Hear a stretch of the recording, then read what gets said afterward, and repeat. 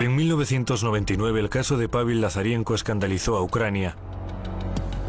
Pavel Lazarenko nació el 23 de enero de 1953.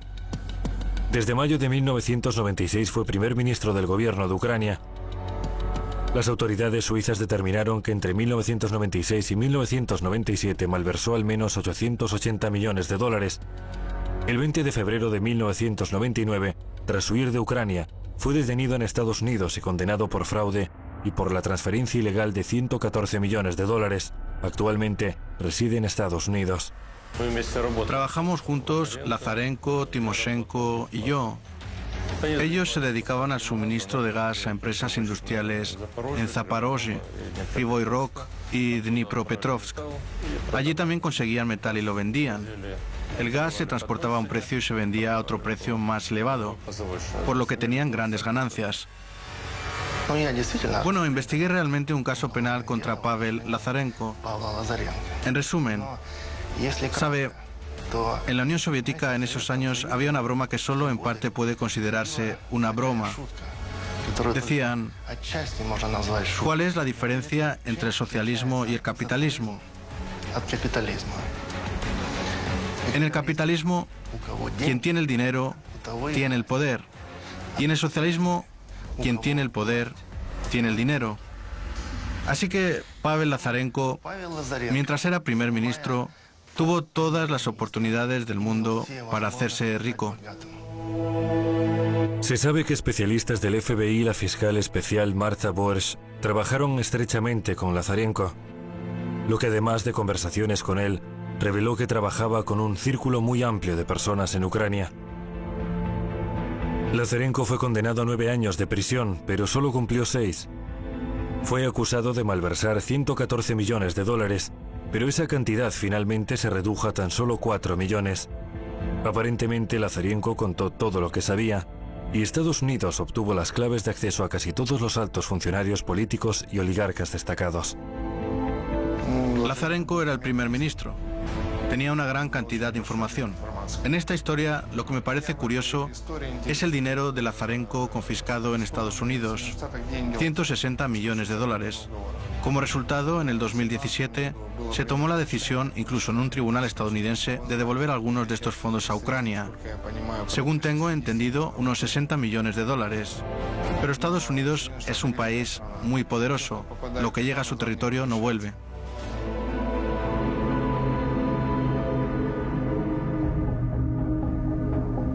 La obstinada reticencia de Kuchma a elegir entre Estados Unidos y una Rusia de Putin que se estaba fortaleciendo irritó a Washington.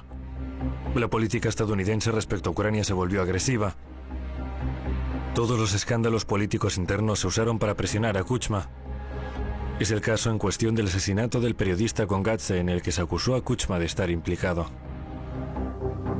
Pero ¿por qué de repente empezó este movimiento, Ucrania sin Kuchma?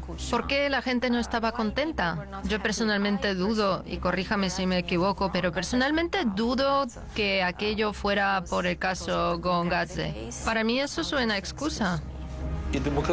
Las fuerzas democráticas comenzaron a unirse, incluso fuera del Maidán, en torno a una idea.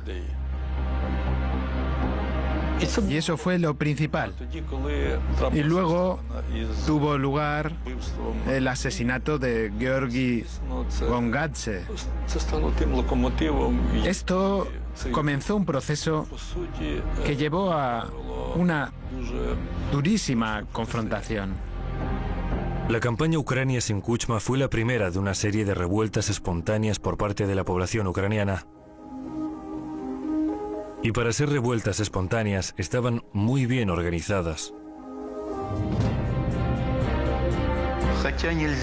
Aunque cabe señalar que con la participación de Occidente hubo intentos de derrocar a Kuchma y sacarlo del poder desde el año 2000.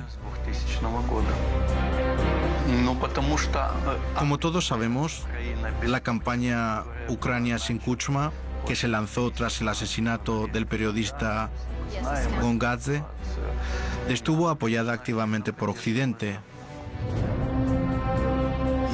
También estuve investigando el caso contra Kuchma Y yo, personalmente, firmé la decisión de iniciar un caso criminal contra él.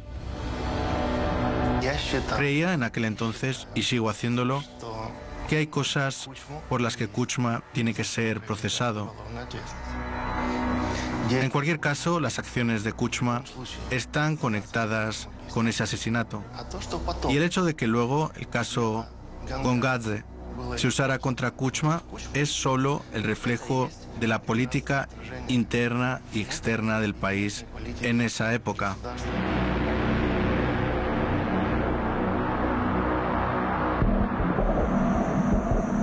Septiembre del 2002.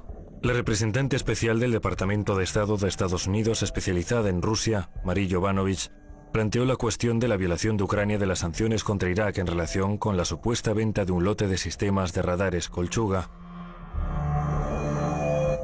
El representante del presidente de Ucrania, Viktor Medvedchuk, investigó a fondo todos los cargos y presentó pruebas irrefutables de que los Kolchuga no se suministraron a Irak. Un poco más tarde, tras la ocupación de Irak, Estados Unidos no encontró ningún rastro de los radares Kolchuga. La acusación era tan válida como los tubos de ensayo de Anthrax de Colin Powell. Pero Kuchma no se sintió más tranquilo por ello. Marie Yovanovitch asumió el cargo como encargada de negocios en Ucrania. Pronto su nombre estaría estrechamente asociado con las revoluciones de colores. Mientras tanto, era necesario decidir quién sería presidente después de Kuchma. Y cuando fui allí recibí un extenso informe de John McCain, el Departamento de Estado, y de Colin Powell sobre las personas en las que podía confiar y en las que no. Y en realidad solo había una persona en la que se podía confiar, y ese era Viktor Yushchenko, quien se presentaba a la presidencia. Lo que me dijeron fue, si no gana, Ucrania no tiene opciones. Viktor Yushchenko, nacido el 23 de febrero de 1954, es licenciado en Economía. A partir de 1976 trabajó en el sector bancario y pasó de empleado a presidente del Banco Nacional de Ucrania. No obstante, en ese cargo, nunca era él quien tomaba las decisiones. En 1999 se convirtió en primer ministro del gobierno de Ucrania. En 1993, por una casualidad del destino, en un avión procedente de Estados Unidos, se sentó junto a una ciudadana estadounidense, Catherine Claire Chumachenko. Pronto se casaron. Nacida en 1961 en Estados Unidos como Catherine Claire Chumachenko, desde los 14 años formó parte de la ultranacionalista Unión de la Juventud Ucraniana. Se desempeñó como directora del Servicio de Información Nacional de Ucrania en la oficina del Comité Ucraniano del Congreso estadounidense en Washington, y también como asistente del subsecretario de Estado para Derechos Humanos y Asuntos Humanitarios. Además, trabajó en el Tesoro y el Congreso estadounidenses. La atención de Estados Unidos a las siguientes elecciones presidenciales iba acompañada de presión directa sobre la clase dirigente de Ucrania. En la contienda se involucraron fuerzas importantes, incluido George Soros. Durante un largo tiempo, a partir de la década del 2000, las estructuras de Soros, junto con diversas instituciones, construyeron una red de poder blando. Atrajeron a los jóvenes con diferentes becas, eventos sociales, viajes y programas de intercambio de estudiantes. Yushchenko se convirtió en un desestabilizador de la situación política en Ucrania. Antes había oponentes, rivales políticos, pero no enemigos. Sin embargo, tras los acontecimientos posteriores al caso Gongadze, a finales del 2000 y el 2001, llegaron tiempos muy difíciles en términos políticos. Por lo tanto, la economía, las cuestiones sociales y las demás áreas se vieron afectadas. En mayo del 2004, la Rada Suprema publicó un informe que revelaba la interferencia financiera por parte de los países occidentales en la política interna de Ucrania. En julio del 2004, la Cámara de Representantes de Estados Unidos adoptó la Resolución 336, que valoraba de forma negativa la situación política de Ucrania. Normalmente esto conlleva una advertencia para la contraparte. En septiembre del 2004, el Senado estadounidense aprobó una resolución que ordenaba al Poder Ejecutivo imponer sanciones a Ucrania en caso de que se produjeran durante la campaña presidencial. Básicamente, el presidente ucraniano ya había sido elegido en Estados Unidos y quedaba poco por hacer, simplemente obligar a Ucrania a someterse a la voluntad de Estados Unidos.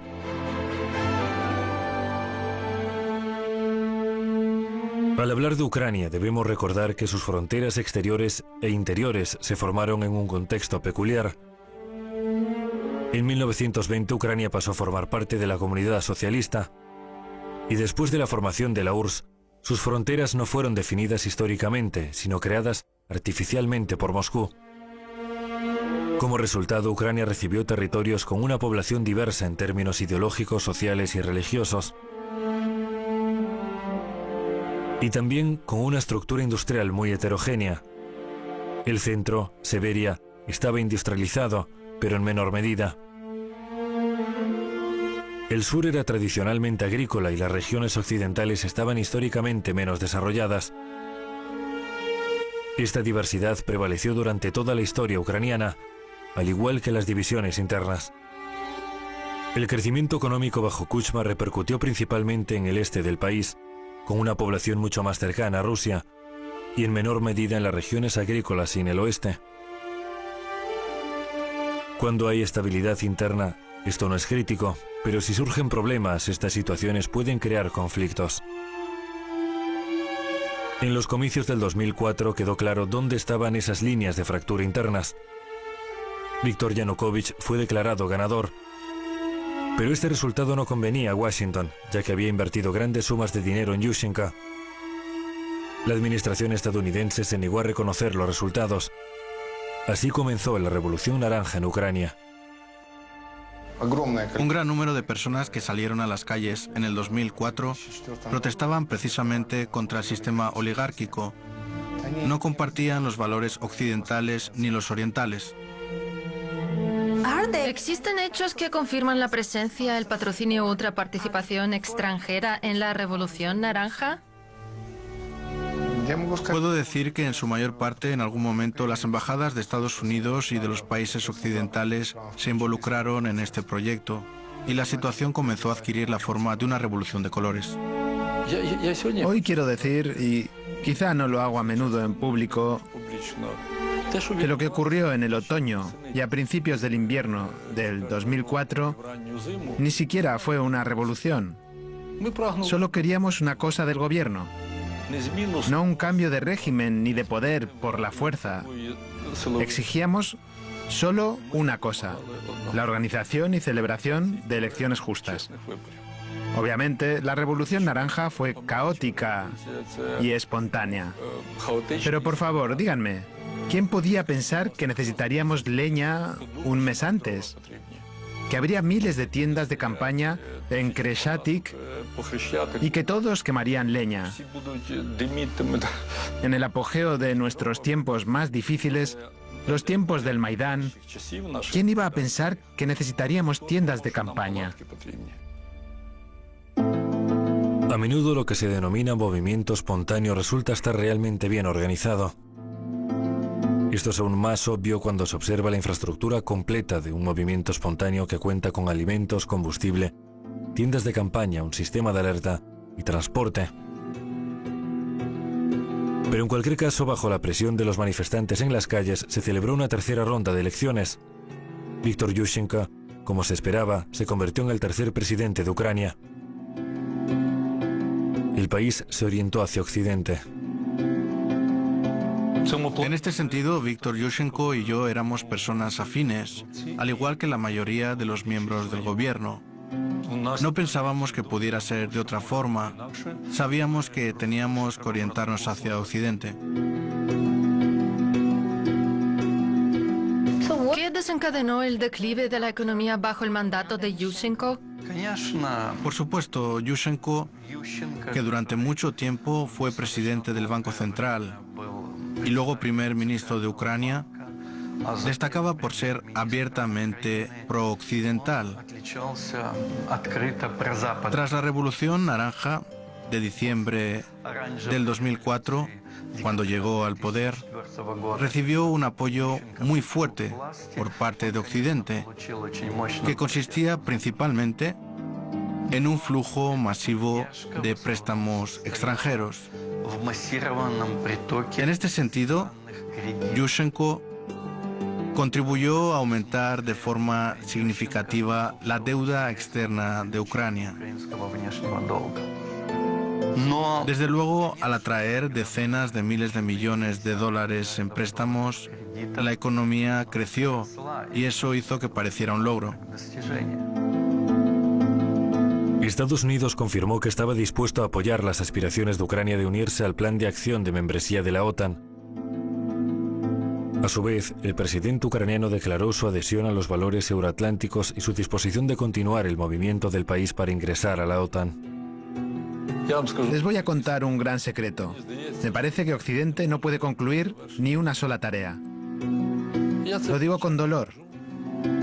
Soy ciudadano de Europa, pero vivo en una Europa que no tiene un concepto propio de seguridad. Y si Estados Unidos no tiene un plan para un modelo de seguridad europeo, Europa no podrá responder de forma simétrica y autosuficiente a las amenazas de las políticas de Putin. Eso me deja desconcertado. ¿Acaso Europa no puede dar con una política adecuada? Porque en efecto, todo empieza por la seguridad. No se puede vivir con el objetivo de agredir a otra persona o país. Es una realidad contraproducente. No tiene nada que ver con los objetivos de desarrollo. Un objetivo no puede ser entrar en la Unión Europea o volver a la Unión Soviética.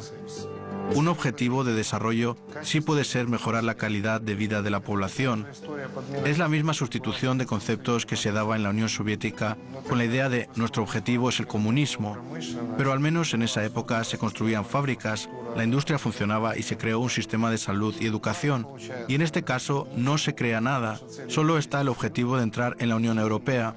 La vida se convierte en un intento de acercarse a algún tipo de valores europeos, pero al mismo tiempo no hay dinero, ni industria, ni empleo.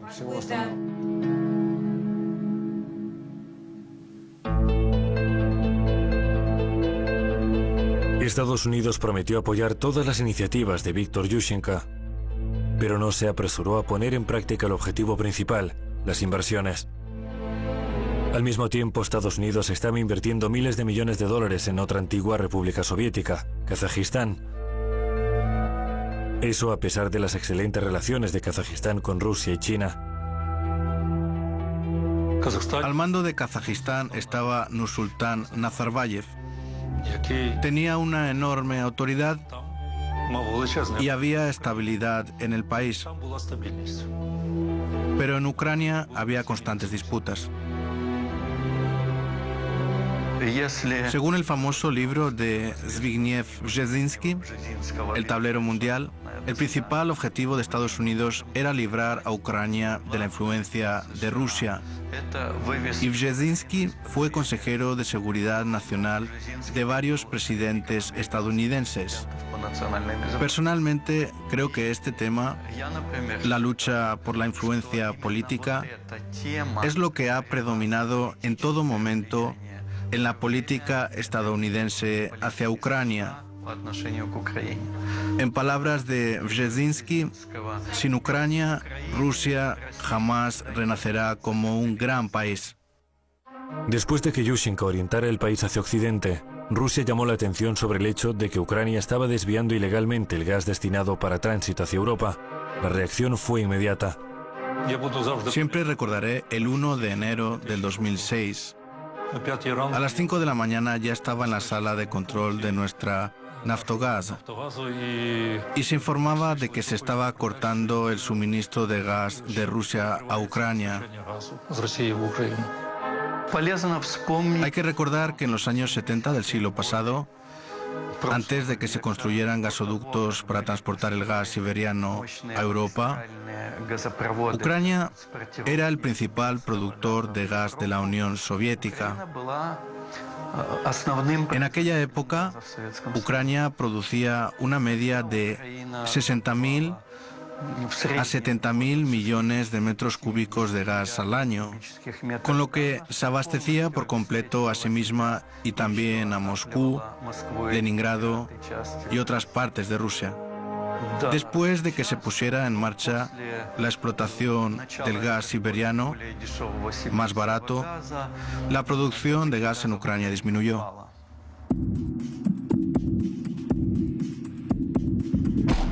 Involucrarse en juegos políticos a costa de la economía puede salir muy caro. Kiev se dejó llevar por su posición en los asuntos mundiales y no invirtió ni un céntimo para garantizar su seguridad energética.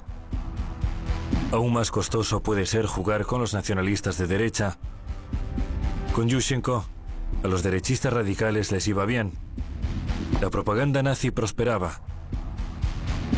Reclutaban a los jóvenes en los campamentos de la organización paramilitar Plast.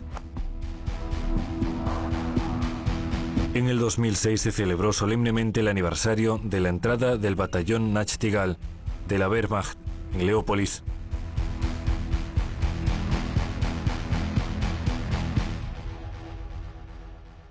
Cuando la gente me pregunta, ¿es usted nacionalista? Si se refieren al patriotismo, entonces sí que lo soy, por supuesto. ¿En serio? ¿Es patriotismo? Le voy a explicar mi postura. Si hablamos del nacionalismo ucraniano,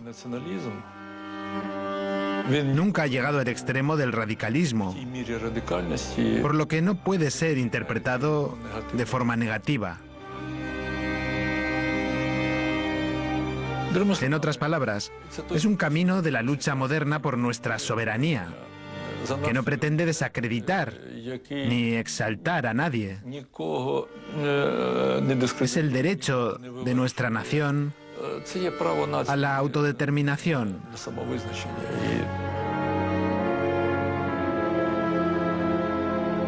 Solo por eso hoy Moscú llama al nacionalismo ucraniano nacionalsocialismo.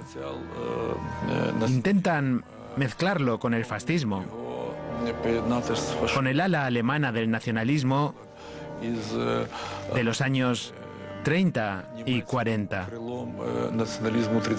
lo cual, por supuesto, no tiene nada que ver. Es absurdo sostener semejantes ideas y practicar semejante política en el siglo XXI. Posiblemente el señor Yushchenko ignora algunos hechos que son bien conocidos. Los nacionalistas ucranianos cooperaron muy estrechamente con la Alemania nazi. Compartían la misma ideología. Cuando los alemanes atacaron Polonia en 1939, los nacionalistas ucranianos cometieron una ola de asesinatos junto con sus compañeros fascistas. En 1941, cuando los nazis invadieron el territorio de la URSS, los nacionalistas ucranianos actuaron como sus socios militares. Mientras los soldados de los aliados luchaban y morían en África, Italia y Francia, los nacionalistas ucranianos cubrían la retaguardia a los alemanes. Quemaban las aldeas bielorrusas y sus habitantes. Exterminaban a la población judía en los guetos, metían a la gente en cámaras de gas. Vigilaban los campos de concentración nazis y masacraban a los polacos. No obstante, Yushchenko confirió el título póstumo de héroe de Ucrania a los líderes nacionalistas ucranianos Bandera y Shukhevich. Otorgo a Stepan Bandera el título de héroe de Ucrania. Gloria a Ucrania. Poco a poco la bruma del nacionalismo avanzaba sobre Ucrania. Por supuesto, esto provocaba un fuerte rechazo entre los habitantes de la parte oriental del país, que se oponían completamente a esa mentalidad, algo contrario a las intenciones de Yushchenko. 50 millones deben vivir como una sola familia. Debemos tener una sola voz. Estar unidos, amando y odiando las mismas cosas. Tenemos que conocer a nuestros héroes, nuestra cultura, nuestra lengua, crear nuestra propia iglesia. Por eso lo más difícil para nosotros ha sido lograr la integración del país. Hay un gran problema de unidad.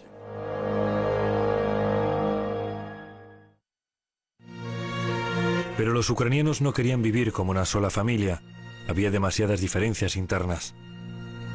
Como señaló el presidente Kuchma, los ucranianos del oeste se parecían más en sus costumbres e ideas a un polaco o un checo, y en cierto modo, incluso a un austríaco más que a un ruso o un ucraniano del este.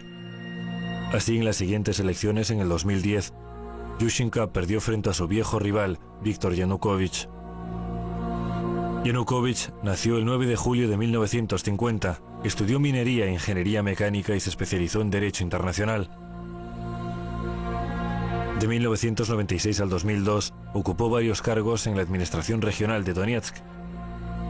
Fue primer ministro del gobierno ucraniano del 2002 al 2004 y de nuevo del 2006 al 2007. Estableció lazos con la clase dirigente estadounidense a través de las empresas consultoras DB Communications y Venable. El objetivo era justificar su nombramiento como primer ministro. La victoria de Yanukovych en las elecciones presidenciales del 2004 causó protestas que recibieron el nombre de Revolución Naranja. Del 2010 al 2014 fue presidente de Ucrania. Decidió continuar con la política de Kuchma, es decir, seguir cooperando con Estados Unidos, pero al mismo tiempo acercarse a Rusia. No entendía que las cosas habían cambiado. Estados Unidos necesitaba sus propios títeres en la frontera con Rusia, y ese era el papel que Washington le asignaba a Ucrania. La reacción fue inmediata.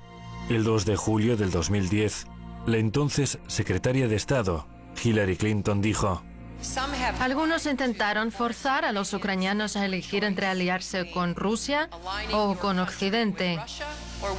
En nuestra opinión, esa es una falsa elección.